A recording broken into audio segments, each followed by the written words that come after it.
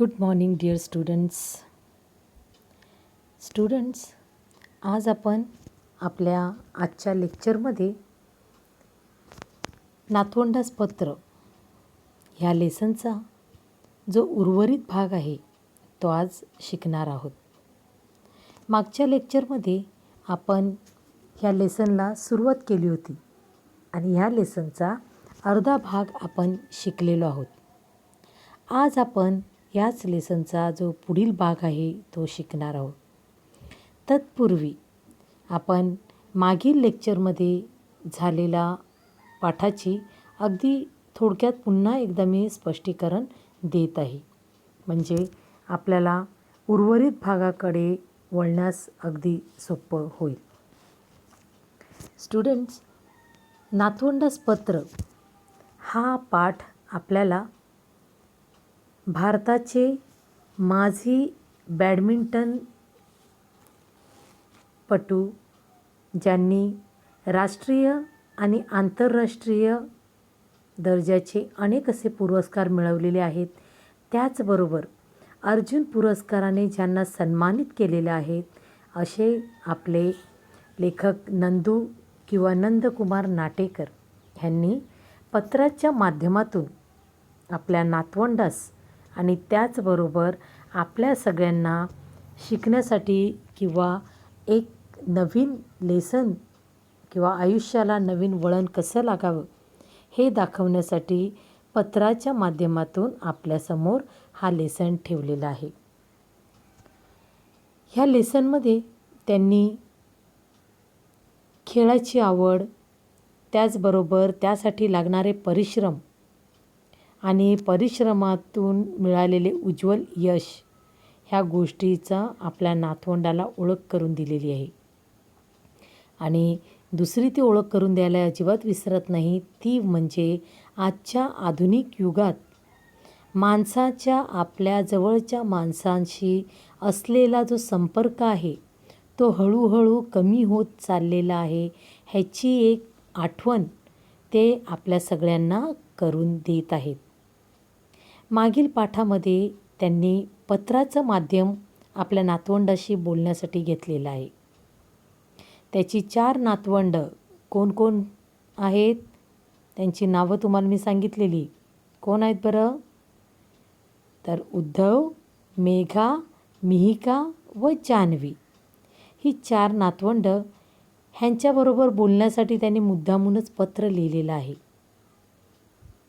ते त्यांना सांगत आहे की आजच्या युगात mobile, computer, laptop, internet, mail इत्यादी गोष्टीतून आपण एकमेकांशी संपर्क साधत असतो, परंतु कुठेतरी मनाला ह्यातून समाधान मिळत नाही. आजच्या युगात मुलांकडे दुसऱ्यांसाठी वेळ नाही किंवा एकमेकांकडे कोणासाठीही वेळ नाही, पुरेसा वेळ आपण एकमेकांना देऊ शकत नाही, कारण या न त्या अनेक प्रकारच्या गोष्टीमध्ये माणूस गुरफटलेला आहे. तशीच खंत ते इथे आपल्या मुलांना किंवा नातवंडांना करून सांगत आहेत की मीही तुमच्यासमोर बसून मनसोक्त बोलावं असं वाटत असते, परंतु तितकासा वेळ मिळत नाही, पुरे असं वातावरण मला तुमच्याशी मोकळेपणाने बोलण्यासाठी मिळत नाही. म्हणजेच काय, शाळानंतर ट्यूशन, त्यानंतर शाळेचा आणि ट्यूशनचा अभ्यास, त्याचबरोबर को-करिक्युलर ॲक्टिव्हिटीज इत्यादी गोष्टीमध्ये मुलं इतकी बिझी होऊन जातात की आजी आजोबांना त्यांना वेळ देऊ शकत नाही किंवा ती मुलं आपल्या आईवडिलांना किंवा आजी आजोबांना वेळ देऊ शकत नाहीत.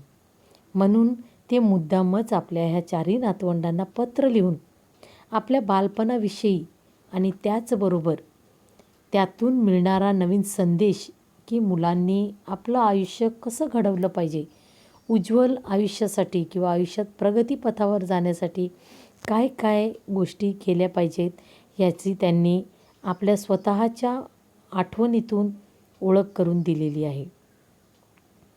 त्यामध्ये त्यांनी त्यांचं शिक्षण एका खेडेगावात झालेलं आहे, सांगलीसारख्या महाराष्ट्रातील एका गावात झालेलं आहे. त्या गावातील मोकळ्या मैदानात जी शाळा होती त्या शाळेचं खूप मोठं मैदान होतं, तिथे फार मोठी बाग होती. त्या मैदानात ते मनसोक्त खेळायचे, त्या बागेत ते फिरायचे, हुंदडायचे, पावसात भिजायचे, मोठमोठ्या झाडांच्या फांद्यावर चढून बसायचे. असे सगळे खेळ ते खेळायचे. आणि आजच्या आपण शहरी भागात राहणाऱ्या मुलांना या सगळ्या गोष्टी करता येत नाहीत.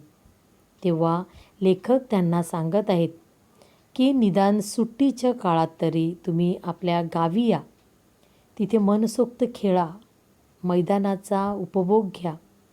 त्याचबरोबर वेगवेगळ्या पशुपक्ष्यांचे आवाज ऐका, वेगवेगळ्या पक्ष्यांचे थवे किंवा ग्रुपने जाताना त्यांचे ते स्वरूप निहाळा.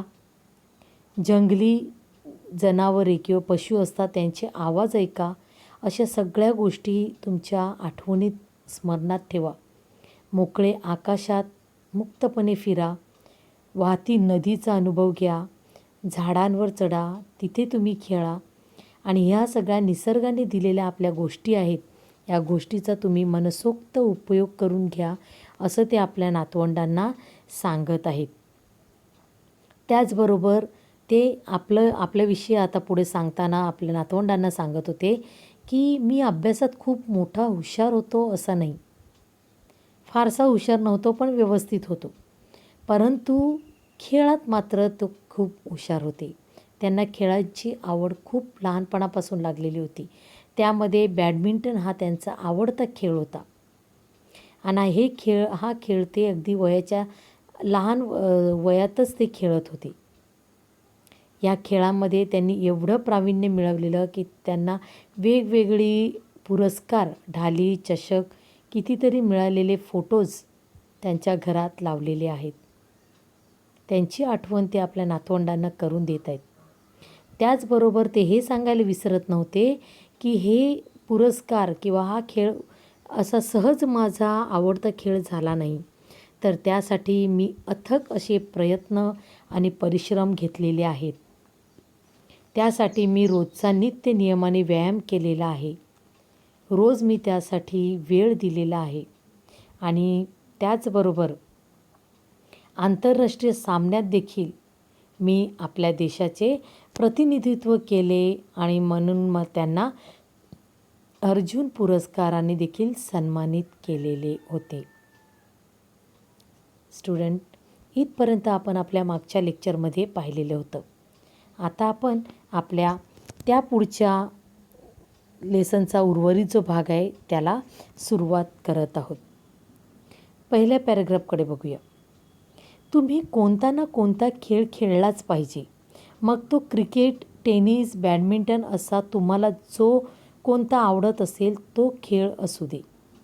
लेखक इथे मुलांना सांगत आहेत की तुम्ही कोणता तरी खेळ हा खेळलाच पाहिजे.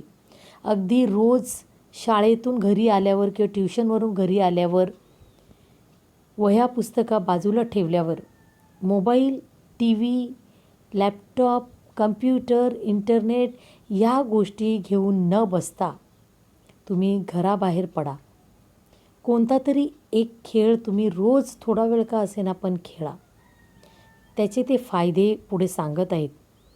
ते सांगत आहेत की कुठलाही खेळ असू द्या, तो फक्त बॅडमिंटन असंच नाही, तुम्हाला ज्या प्रकारचं किंवा जो खेळ खेळायला आवडतो तो खेळ असू द्या. मग त्यामध्ये क्रिकेट असू दे, टेनिस असू दे, बॅडमिंटन असू दे किंवा इतर कुठलाही खेळ असू दे, परंतु तो खेळ तुम्ही खेळलाच पाहिजे. खेळ खेळण्यामुळे आपल्या आयुष्यात शिस्त येते. कोणत्याही प्रसंगाचा सामना कसा करायचा, अगदी हरावे लागले तरी कसे हरायचे, ते खेळ आपल्याला शिकवतात. आणि जिंकलो तर जिंकण्याचा आनंदही मिळवून देतात. बघा, लेखक खेळ फक्त टाईमपाससाठी खेळावा म्हणून सांगत नाहीत, तर खेळातून आपल्या जीवनात एक विशेष अशी योग्य योजना घडत असते. खेळ खेळल्याने काय काय प्रकार आपल्या आयुष्यात घडतात किंवा आपल्या आयुष्याच्या घडामोडीत कसा बदल करतात ते इथे सांगत आहे की खेळ खेळल्यामुळे आपल्या आयुष्याला किंवा आपल्या लाईफला एक शिस्त, डिसिप्लिन मिळत असतात. त्याचबरोबर का डिसिप्लिन मिळत असतात? कारण खेळ खेळण्याचे प्रत्येक खेळ, मग तो कुठल्याही प्रकारचा असू दे, त्याचे नियम असतात. नियम तोडल्याने किंवा शिस्तपणे खेळ खेळला गेला नाही तर त्या खेळातून आपण बाहेर होत असतो किंवा बाद होत असतो. म्हणून त्या खेळामुळे आपल्या देखील आयुष्यात एक नवीन शिस्तबद्धपणा किंवा वळण लागत असते. दुसरा फायदा हा सांगितलेला आहे की कोणत्याही प्रसंगाचा सामना कसा करायचा. म्हणजेच खेळातून आपल्याला कळते की समोरची प्रतिस्पर्धी व्यक्ती आपल्याबरोबर तो खेळ जिंकण्यासाठी कसे डाव उलटत आहे. मग त्यांना कसं हरवायचं ते प्रसंग आपल्याला खेळातून कळतात. आणि त्यातच आपल्याला आयुष्यात देखील येणारे मोठमोठे अडचणी, प्रसंग, दुःख ह्याचा सामना कसा करायचा हे देखील आपल्याला शिकायला मिळते किंवा त्यातून हिंमत मिळत असते. कारण खेळ खेळताना आपल्याला ह्या प्रसंगाला नेहमीच तोंड द्यावं लागत असते. तिथे लेखक सांगत आहेत की अगदी हरावे लागले तरी ते कसे हरायचे. म्हणजे कधीकधी असे प्रसंग निर्माण होतात खेळामध्ये की आपण कितीही निपुण असलो त्या खेळण्यामध्ये तरी कधीतरी असं काहीतरी घडून जाते की त्यामुळे आपल्याला हार पत्करावी लागते. परंतु ती हार जरी होत असेल किंवा आपण हरत जरी असलो तर ते हरायचं जरी असेल तर ते कशा पद्धतीने हरायचं एक वेगळं असं नाव लौकिक तिथे ठेवून खेळामध्ये आपण हरलो पाहिजे. म्हणजेच लेखक इथे सांगत आहेत की अगदी आयुष्यात देखील अशा कुठल्या गोष्टी येतील किंवा असे कुठले संकट, असे कुठले प्रसंग येतील तेव्हा कदाचित आपल्याला त्या प्रसंगासमोर हरावे लागेल. तेव्हा आपली स्वतःची ते प्रसंगात हरण्याची तयारी पाहिजे. प्रत्येक वेळेला फक्त मीच जिंकणार आणि मीच जिंकलो पाहिजे अशी अपेक्षा न ठेवता कधीतरी हरणं हे देखील आपण मान्य केलं पाहिजे आणि त्याची तयारी ठेवली पाहिजे. म्हणजेच आयुष्यात कुठल्याही प्रसंग आला तरी देखील आपण तयार राहत असतो. जी लोकं फक्त मला जिंकणंच माहीत आहे आणि मी जिंकूनच राहणार ती लोकं दुसऱ्यांना नुकसान पोहोचवत असतात. तेव्हा हरणं आणि ते देखील कशा प्रकारचं हे एक नवीन दिशा आपल्या जीवनाला देऊन जातं. आणि हे सगळं आपल्याला या खेळामुळे शिकायला मिळतं. त्याचबरोबर लेखक सांगतात आणि खेळ आपल्याला जिंकलो तर जिंकण्याचा आनंदही मिळवून देतात. फक्त हरणं आणि ते कसं हरायचं एवढंच नाही आणि हरण्यामध्ये समाधान मानायचं एवढंच नाही तर जिंकलो तर त्या जिंकण्याचा आनंद देखील आपल्याला हे खेळच मिळवून देत असतात. फक्त खेळातच नाही तर आपल्या भावी आयुष्याच्या दृष्टीने देखील लेखक हे सांगत असतात. म्हणजे जर परीक्षेमध्ये आपल्याला प्रयत्न करून देखील अपयश आलं म्हणून निराश होऊन अभ्यास करणं सोडून देऊ नका. तर ते अपयशाला यशामध्ये कसं बदलायचं ते आपण शिकलं पाहिजे. म्हणजेच हरले तर ते कसे हरायचे हे खेळ शिकवतो. त्याचा बोलण्याचा दृष्टिकोन हा आपल्याला इथे येतो. आणि त्याचबरोबर आपण यशस्वी झालो, चांगल्या मार्काने पास झालो तर त्याचा जो होणारा आनंद आहे तो आनंद आपण आपल्या नातेवाईकांसोबत, मित्रमैत्रिणींसोबत कसा काय साजरा करतो ते देखील आपल्याला हा खेळ शिकवत असतो.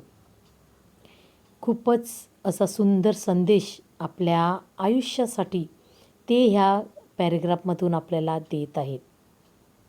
तो नेहमीच तुम्ही लक्षात ठेवला पाहिजे. पुढच्या पॅरेग्राफमध्ये बघा, प्रत्येकाने दररोज काहीतरी व्यायाम केलाच पाहिजे.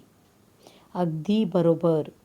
आपलं आयुष्य कसं झालेलं आहे, सकाळी उठा, आंघोळ करा, बॅग उचला, शाळेत जा. शाळेतून आले, टी व्ही समोर बसले, टी व्ही बघता बघता जेवलो, थोडासा होमवर्क केला, ट्युशनला धावलो. ट्युशनवरून आलो, पुन्हा आपण टी व्ही समोर बसतो, होमवर्क केला तर केला नाही तर तसंच ठेवतो, जेवतो आणि झोपी जातो. संपूर्ण दिवसात आपण आपल्या शरीराचा योग्य असा व्यायाम करत नाहीत. मग व्यायाम न केल्याने त्याचे दुष्परिणाम आपल्याला दिसतात. कसे तर आपल्याला वेगवेगळ्या आजारांना तोंड द्यावे लागते. नेहमी आपण आजारी पडत असतो. त्यामुळे रोज किंवा दररोज एव्हरी डे प्रत्येकाने थोडासा तरी कुठल्याही प्रकारचा, मग ते रनिंग असू द्या, वॉकिंग असू द्या, स्किपिंग असू द्या, जंपिंग असू द्या किंवा कुठल्याही प्रकारचे सायकलिंग असू द्या, स्विमिंग असू द्या, तुम्ही एक्सरसाइज किंवा व्यायाम केलाच पाहिजे असं लेखकही सांगतात आणि हे माझं देखील म्हणणं आहे. मला वेळ नाही ही सबब सांगू नका. बघा, नेहमीच आपलं उत्तर असतं. जर आपल्याला कोणी सांगितलं की आपण व्यायाम केलं पाहिजे, तर आपल्याकडे हेच उत्तर असते की माझ्याकडे व्यायाम करण्यासाठी वेळच नाही, माझा दिवस असाच निघून जातो. परंतु लेखक इथे सांगतात की अशी सबब किंवा असं कारण, सबब म्हणजे कारण, असं कारण अजिबात सांगू नका की माझ्याकडे वेळ नाही. मग जर असं तुम्ही कारण सांगत असाल तर लेखकाने पुढे काय सांगितलं बघा, अतिशय उत्तमरित्या त्यांनी आपल्याला वेळ नाही ह्याचं उदाहरण समजून दिलेलं आहे. वेळ नाही म्हणून जेवण करायचे राहतो का? बघा, लक्षात येतं की माझ्याकडे वेळ नाही म्हणून आपल्याला भूक लागली म्हणून तरीही माझ्याकडे वेळच नाही, ते मी कसं जेवू, आणि आपण उपाशी राहतो का? नाही. वेळ नसेल तरी त्याच्यातून वेळ काढून अर्धा तास का असेना आपण जेवायला बसतो आणि जेवण करतोच ना. पटतं ना तुम्हा सगळ्यांना? हे अगदी योग्य आहे आणि लेखकांचं हे वाक्य किंवा म्हणणं अगदी खरं आहे की नाही? वेळ नाही असं आपण सांगतो, परंतु मग जेवणासाठी आपण वेळ काढतोच ना. तसाच वेळ व्यायामासाठी देखील काढला पाहिजे. दोन्ही जेवणासाठी कसा बरोबर वेळ मिळतो? सकाळच्या आणि संध्याकाळच्या जेवणासाठी. त्याचबरोबर मी हे सांगेन की सकाळचा ब्रेकफास्ट, संध्याकाळचा स्नॅक ह्यासाठी देखील तुम्हाला वेळ मिळतो. टी व्ही बघण्यासाठी, आपला आवडता कार्यक्रम बघण्यासाठी आपण वेळ काढतो. त्यासाठी आपण धावपळ करून काही होमवर्क असेल तर लवकर आटोपून घेतो. आंघोळी वगैरे करून टी व्हीसमोर येऊन बसतो. का? तर माझी आवडती सिरियल चालू होणार किंवा आवडती मूव्ही चालू होणार. मग ह्यासाठी जर आपल्याकडे वेळ आहे, जेवणासाठी आपल्याकडे वेळ आहे, मग व्यायामासाठी एक अर्धा तास आपल्याकडे नाही आहे का? असा प्रश्न ते आपल्याला इथे करत आहे. पुढे ते सांगतात, मी म्हणतो ते पटते का तुम्हाला? जर काहीच व्यायाम झाला नसेल तर आज वयाच्या 66व्या वर्षीसुद्धा मला जेवावेसे वाटत नाही. बघा, लेखक स्वतःचं उदाहरण देत आहेत. या ठिकाणी लिहिताना लेखक किती वर्षाचे आहेत? 66 इयर्स ओल्ड. लेखक स्वतः 66 इयर ओल्ड म्हणजे 66 वर्षाचे आहेत, जवळजवळ वृद्ध आहेत. तरीही या वृद्धावस्थेमध्ये ते सांगत आहेत, जर संपूर्ण दिवसात मी कोणत्याही प्रकारचा व्यायामच जर केला नाही तर या वयात देखील मला जेवण करावेसे वाटत नाही. का? कारण मी व्यायाम केलेला नाही म्हणून. आणि आपण काय करतो? आपण कोणत्याही प्रकारचा व्यायाम करत नाही. आपण फक्त टी व्हीसमोर बसतो आणि खातच असतो. बस. तेव्हा लेखक सांगते हे तुम्हाला पटायला हवं किंवा पटते हे असं मला वाटते. तुम्ही जसे मोठे व्हाल, शाळा कॉलेजात जाल, तसा तुम्हाला कमीच वेळ राहणार आहे. आता तुम्ही लहान आहात, तुम्हाला भरपूर असा वेळ मिळतो. परंतु जसजसे तुम्ही मोठे व्हाल, हायस्कूलमध्ये जाल, म्हणजे तुमच्यावर अभ्यासाचं बर्डन वाढणार आहे. त्यानंतर तुम्ही कॉलेजला जाल तर अजून तुमच्या जबाबदारी वाढणार आहेत आणि त्यावेळेला तर तुम्हाला अजून कमी वेळ मिळणार आहे स्वतःसाठी. पण तरी तुम्ही व्यायामासाठी 1-2 तास काढलेच पाहिजेत.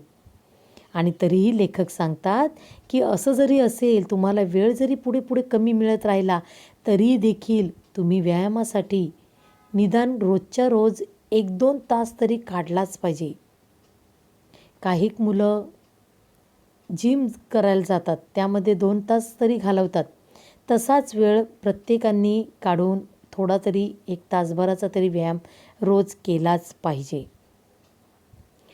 मग तो व्यायाम खुल्या मैदानावरील असो, एखाद्या क्लबातील असो किंवा एखाद्या व्यायामासाठीच असलेल्या जिममधला असो. लेखक असं सांगत नाही अजिबात की 1-2 तास जो तुम्ही व्यायामासाठी वेळ काढाल तो फक्त मैदानावरच करा किंवा जिममध्येच करा, असं ते अजिबात म्हणत नाही.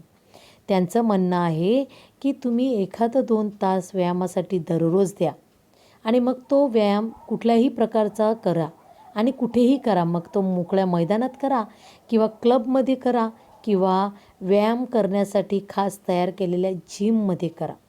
कुठेही करा, पण रोज व्यायाम करा, हे त्यांना इथे आपल्याला सांगायचं आहे. पुढच्या पॅरेग्राफमध्ये आपण बघूया. आयुष्यातील प्रत्येक गोष्ट शाळा कॉलेजामध्ये शिकवून येत नसते, होय ना? म्हणून तुम्ही जसे मोठे व्हाल तसे तुम्ही आपले स्वतःचे शिक्षक व्हा. इथे लेखक सांगतात की बरोबर आहे. इथे सांगतात त्यांचं म्हणणं अगदी योग्य आहे. प्रत्येक गोष्ट आयुष्यामध्ये आपल्याला मोठे होण्यासाठी नवीन गोष्टी ज्या शिकायला मिळतात, ह्या सगळ्या गोष्टी शाळा आणि कॉलेजामध्ये शिकता येत नाहीत. खूपशा गोष्टी आपल्याला आपल्या रोजच्या अनुभवातून शिकायला मिळतात किंवा शिकलं पाहिजे. म्हणून लेखकांचं असं म्हणणं आहे की जसे जसे तुम्ही मोठे होत जाल तसे तसे तुम्हीच तुमचे स्वतःचे शिक्षक बनणार आहात. म्हणजेच काय, तर आजूबाजूचं वातावरण, आजूबाजूच्या गोष्टी तुम्हाला नवीन नवीन गोष्टी आयुष्यामध्ये पुढे जाण्यासाठी शिकवणार आहेत, तुम्हाला घडवणार आहेत. तेव्हा त्या गोष्टी शिकणं हे स्वतःवरती अवलंबून आहेत. म्हणून तुम्हीच तुमचे शिक्षक व्हा, असे ते इथे तुम्हाला निक्षून सांगत आहेत. टेनिसमध्ये एखादा चेंडू रेषेच्या आत आहे की बाहेर हे आपणच पडताळून पाहतो आणि त्याप्रमाणे तो खेळायचा की सोडून द्यायचा हे ठरवतो ना. तसेच प्रत्यक्ष आयुष्यामधील देखील आपल्याकरिता चांगले काय आणि वाईट काय हे तुम्हाला कळले पाहिजे. येस माय डिअर स्टुडंट, फार महत्त्वाचं आहे हे तुमच्यासाठी. आता तुम्ही 8th स्टँडर्डचे विद्यार्थी आहात. चांगल्या प्रकारे नॉलेज तुम्हाला आहे आणि म्हणूनच लेखक इथे तुम्हाला एक उदाहरण देत आहेत टेनिस खेळण्याचं. टेनिस या खेळामध्ये लेखक सांगतात, आपण एखादा चेंडू प्रतिस्पर्धीने जर आपल्यासमोर टाकला तर तो चेंडू रेषेच्या आतमध्ये पडलेला आहे की रेषेच्या बाहेर पडलेला आहे हे कोणाला बघावं लागते? जो खेळणारे व्यक्ती आहे त्यालाच बघावं लागते ना. म्हणजे आपणच असं आहे गृहीत धरून चला की ते आपल्यालाच बघावं लागते. आणि जर तो चेंडू रेषेच्या आत असेल किंवा तो रेषेच्या बाहेर असेल तर तो खेळायचा की सोडून द्यायचा हे कोणाला ठरवायचं आहे? तर ते आपल्याला स्वतःलाच ठरवायचं असते. जर रेषेच्या बाहेर पडलेला चेंडू खेळलात तर तुम्हाला तो जर योग्य प्रकारे गेला नाही तर तुम्हाला त्याचे मायनस पॉईंट मिळतात आणि हे आपल्याला माहीत आहे. आणि म्हणूनच लेखक आपणाला म्हणतात की असा चेंडू खेळायचा की नाही खेळायचा हा खेळणारा व्यक्तीच ठरवतो.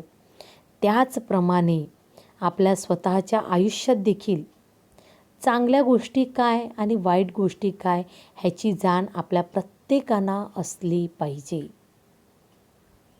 आपल्याला जर कोणी वाईट गोष्टीकडे प्रवृत्त करत असेल तर आपण समजलं पाहिजे की ही व्यक्ती माझ्यासाठी चुकीची व्यक्ती आहे.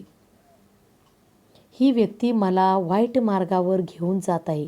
तेव्हा हे आपल्या लक्षात आलं पाहिजे आणि वेळीच त्या व्यक्तीपासून आपण दूर राहिलो पाहिजे. कधीकधी आपलेच मित्रमैत्रिणी आपल्याला चुकीच्या मार्गावर नेत असतात. तेव्हा अशा व्यक्तींपासून सावध राहून आपण दूर झालो पाहिजे. चांगलं काय आपल्या आयुष्यासाठी आणि वाईट काय हे जर आपल्याला कळत असेल तर आपण नेहमीच चांगलं काय त्याचाच सपोर्ट करणार. आणि म्हणूनच या गोष्टीची नेहमी जाण ठेवली पाहिजे आणि तसंच आपल्या आयुष्याचं मार्गक्रमण आपण केलं पाहिजे. म्हणजेच तुम्ही स्वतःवर अवलंबून राहायला शिकले पाहिजे, स्वावलंबी झाले पाहिजे, असं लेखक आपल्याला इथे सांगत आहेत. जेव्हा आपल्यासाठी बरं काय आणि वाईट काय हे जेव्हा तुम्हाला समजते तेव्हा तुम्ही स्वतः स्वावलंबी होऊ शकतात. तुम्ही स्वतःवर अवलंबून राहायला शिकलं पाहिजे. आणि स्वावलंबी जीवन जगायलाची तयारी केली पाहिजे. पुढच्या शेवटच्या पॅरेग्राफमध्ये ते आपल्या पत्रामध्ये महत्त्वाचा संदेश, अगदी अतिशय महत्त्वाचा संदेश आपल्या प्रत्येकांना, अगदी लहानापासून मोठ्यापर्यंत प्रत्येकांना हा संदेश देत आहेत. बघा हा संदेश. आता आपण 3ऱ्या सहस्त्रकामध्ये प्रवेश करत आहात. मॉडर्न युगात, सहस्त्रकाल आपण नवीन मॉडर्न युगामध्ये जगत आहोत. संपर्क माध्यमे, दळणवळण आणि संदेशवहनाचा आवाकही वाढतो आहे. संपर्क माध्यमे, एकमेकांशी कॉन्टॅक्ट, कम्युनिकेशन करण्याची माध्यमे वाढत चाललेली आहेत. सुरुवातीला काय होतं? फक्त पत्र होतं, त्यानंतर मेल, त्यानंतर फोन, आता मोबाईल. मग कितीही दूर 7 समुद्रापलीकडे असलेल्या व्यक्तीशी आपण अगदी क्षणात बोलू शकतो.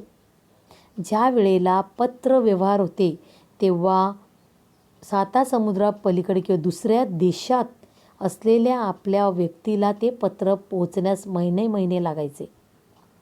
त्याच व्यक्तीचे संपर्क साधण्यासाठी आज मोबाईलवरून अगदी 2 मिनिटात आपण संपर्क साधू शकतो.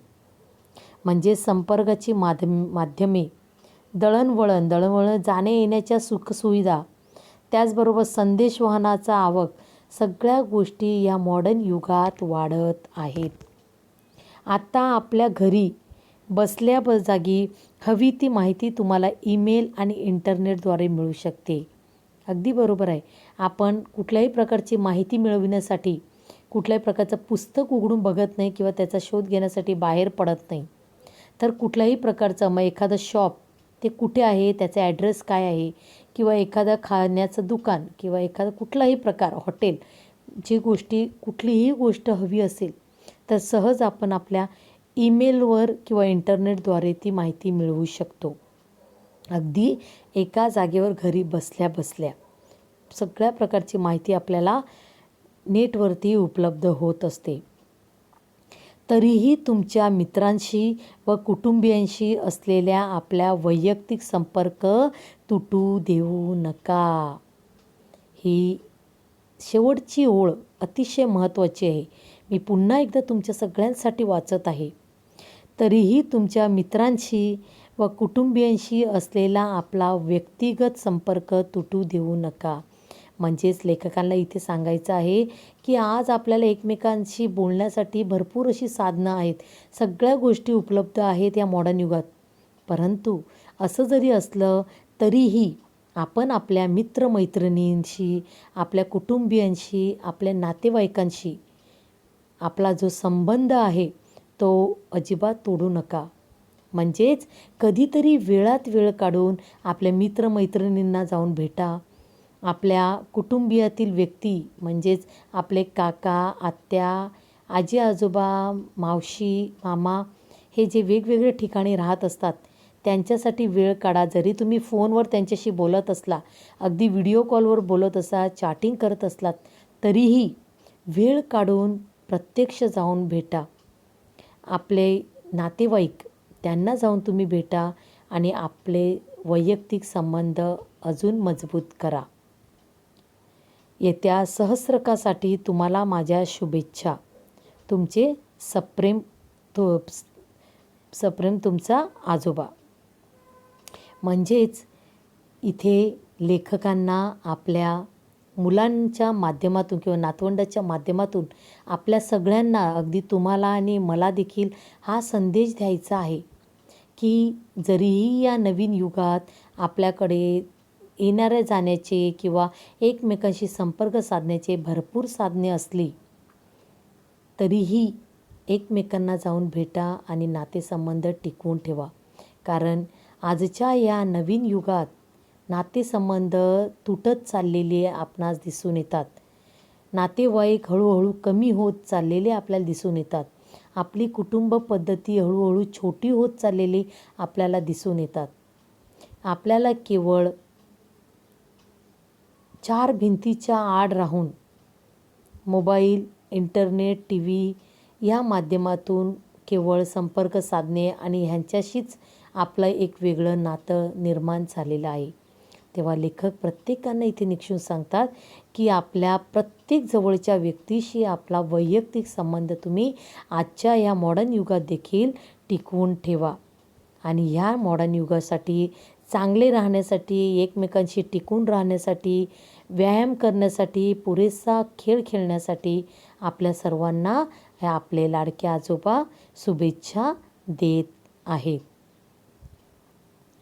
स्टुडंट, या ठिकाणी आपला नातवंडास पत्र हा लेसन शिकवून पूर्ण झालेला आहे.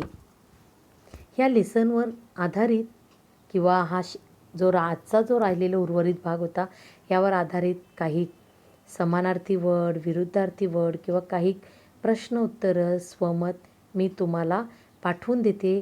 ते तुम्ही आपल्या नोटबुकमध्ये लिहून मला सेंड करायचे आहेत. थँक्यू.